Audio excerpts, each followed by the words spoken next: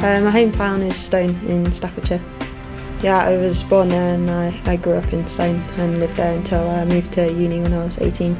My dad's a coach and he was coaching at the canoe club in Stone from pretty much when I was born, so I spent a lot of my childhood playing on the riverbank and around the sport. When I was about 8 years old, had a go myself.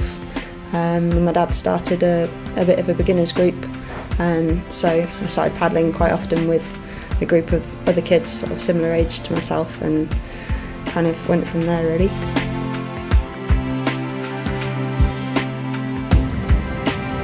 I did a lot of sport when I was growing up. I was quite an active kid, so on quite a lot of the school sports team, played netball for the school until I left school, cross country and things like that, and then canoeing as well. As I was growing up I did other disciplines a little bit, a bit of whitewater racing, and a lot of river trips and just more recreational stuff.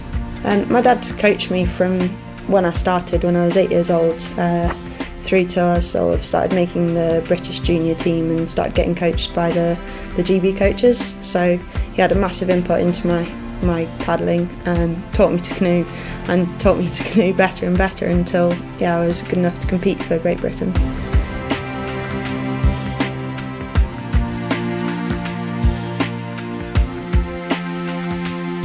I think as I was growing up I always just wanted to get better at paddling. Maybe I didn't have the Olympics in my sights from an early age. I just wanted to get promoted to Division 1 and then to Prem, and wanted to make the junior team, and I wanted to make the under-23 team and do well at the international races. And it was probably only about 2007 when I'd made the senior team for a couple of years in a row and kind of thought, if I keep getting better at paddling then one day maybe I could make the Olympic team. So then selection 2008 for the Olympics, I was unable to compete in that due to injury, and I guess ever since then really I kind of had 2012 in my sights.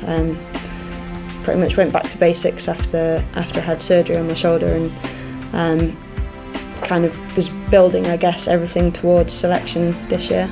Kind of knew going into it that kind of you'd need 2 wins to guarantee getting the Olympic place. So coming out of the first day to have a win already, it was great. But I knew that it meant nothing if I didn't get another good result. So yeah, after day 1 I was no more confident than I was before day 1. Having won the second day, and that meant I was the Olympic boat. There was another race still to go, and I guess I could have chosen not to race on that third day, but I wanted to because it was my last opportunity to race on Lee Valley before the Olympics. So I thought, yeah, it'd be a good race experience to go in and do that third race, and yeah, to put down a good final run again and take the third win. I think it was a big confidence booster. To know that I could go and deliver 3 days in a row on the Olympic course.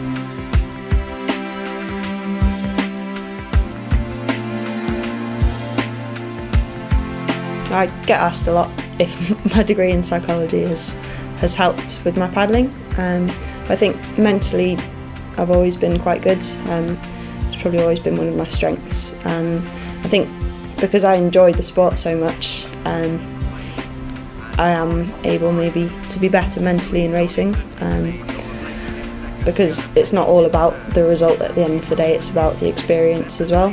And I think certainly parts of my degree will be sort of applicable to paddling, but I don't think that it plays a big part. I've been loving living in London, so easy to access the city and there's so much on offer there to do, so I've been doing a lot of touristy stuff, covering the museums and galleries and things like that in my spare time. I also love sort of baking and cooking, and I'm a big foodie, so exploring the London restaurants, but also I've kind of taught myself to bake because I was never that good at that, so I've been doing a lot of cake baking recently.